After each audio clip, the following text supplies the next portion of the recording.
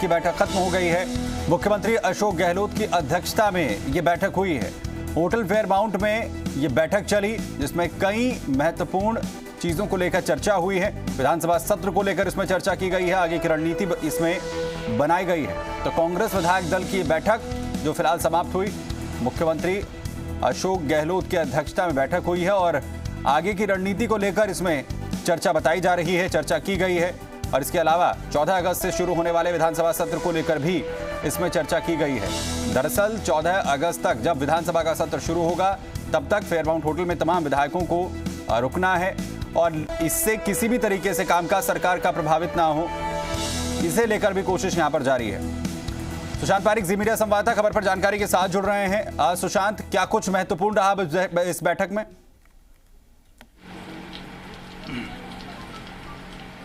देखिए, अंदर की अगर हम बात करें कि किस तरह का घटनाक्रम रहा, क्या मुख्य बातें रही, उससे पहले एक तस्वीर आप देख लीजिए होटल फेयरमाउंट के बाहर। भले ही अंदर सियासी तापमान हो, लेकिन बाहर मौसम पूरी तरीके से बदल गया है। होटल फेयरमाउंट के बाहर अभी जोरदार तेज़ बारिश हुई है और पिछले 15 मिनट से बारिश का दौर जो है वो जारी है। तापमान काफ़ी जो है गिर गया है, नीचे आ गया, लेकिन भीतर जो सियासी तापमान है वो बरकरार है।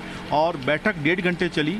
मंत्री कई इस बैठक में शिरकत करने के बाद अब सचिवालय की तरफ गए हैं, क्योंकि सरकार को अपना जो कामकाज है उसको बदस्तूर जारी रखना है। विधायकों के लिए कहा गया है, सभी मंत्रियों को, कि 14 अगस्त तक सभी विधायक और आपको यहीं रुकना है। ऐसे में विधानसभा क्षेत्रों के जो काम हैं वो नहीं रुकने चाहिए। विधायक जो भी काम कहें, प्राथमिकताओं के आधार पर उनका निस्तारण हो और यहीं से ही एक तरीके से सरकार का कामकाज चले। मंत्री नियमित तौर पर सचिवालय जाते रहेंगे, ऐसा कहा गया है।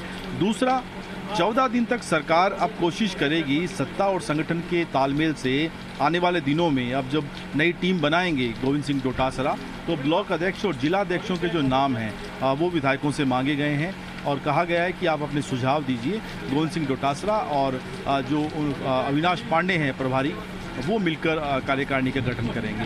तो एक महत्वपूर्ण फैसला ये भी लिया गया है। इसके अलावा 14 अगस्त तक विधायकों को जब रुकना है तो उनके परिजन अब यहाँ आ सकेंगे। कुछ परिवार पहुँच गए हैं। बाकी विधायकों को भी कहा गया है कि आप अपने परिजनों को बुला सकते हैं, क्योंकि इसी दौरान रक्षाबंधन का त्यौहार आएगा, जन्माष्टमी आएगी और ईद का पर्व भी आएगा। तो यहीं पर आप जो है इनको सेलिब्रेट कर सकते हैं, आपको अपने घर जाने की इजाज़त नहीं होगी।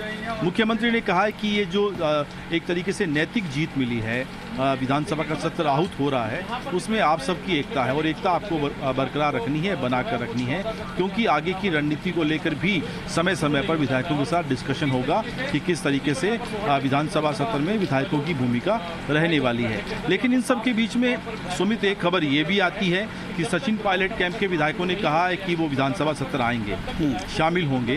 वो कब आएंगे जयपुर में ये अभी साफ नहीं है, लेकिन शिरकत करने के लिए, उपस्थित रहने के लिए उन्होंने कह दिया है। ऐसे में अगर वो आते हैं तो फिर क्या रणनीति होगी, क्योंकि वो आते हैं तो फिर व्हिप का उल्लंघन नहीं होगा। उनकी मेंबरशिप को लेकर जो बातें हो रही थी वो उन पे लागू नहीं होगा। तो क्या पार्टी उनके खिलाफ एक्शन करेगी? कुछ जो बर्खास्त मंत्री हैं उनके खिलाफ पार्टी एक्शन ले सकती है, क्योंकि मुख्यमंत्री ने कल पीसीसी में कहा था कि अगर वो वापसी करना चाहें तो आलाकमान के सामने माफ़ी मांगकर वापस आ सकते हैं। क्या एक रास्ता बनता हुआ नजर आ रहा है कि आलाकमान चाहे और फिर वो वापसी करें, यहीं पार्टी के भीतर रहकर बतौर विधायक जिनको मंत्री पद से हटा दिया गया है वो काम करते रहें? और ऐसे में कांग्रेस की रणनीति क्या होगी? क्या वो चुनौती, वो सिरदर्द बना रहेगा अशोक गहलोत के लिए?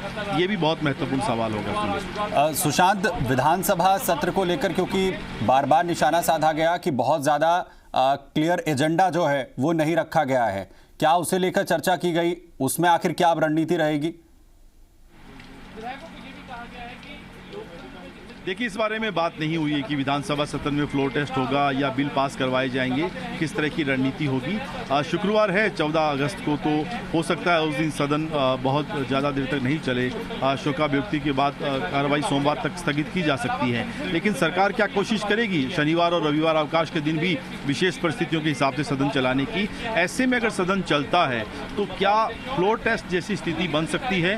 क्या सरकार कोशिश करेगी या बिल के जरिए अपना जो है बहुमत साबित करने की कोशिश करेगी बिल पास करवा के, क्योंकि जो अभी तक सरकार की रणनीति रही है, जब राज्यपाल को चिट्ठी भेजी गई थी उसमें यही था कि कुछ विधेयक, कुछ बिल वो पास करवाना चाहते हैं। तो क्या यही रणनीति होगी या सरकार चाहेगी कि नहीं, एक तरह का विश्वास मत हम साबित करेंगे कि बहुमत का आंकड़ा उनके पास है?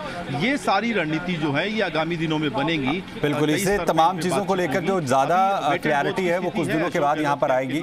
सुशांत, बहुत शुक्रिया आपका इस तमाम जानकारी के लिए। अपडेट के लिए हम आपके पास आते रहेंगे।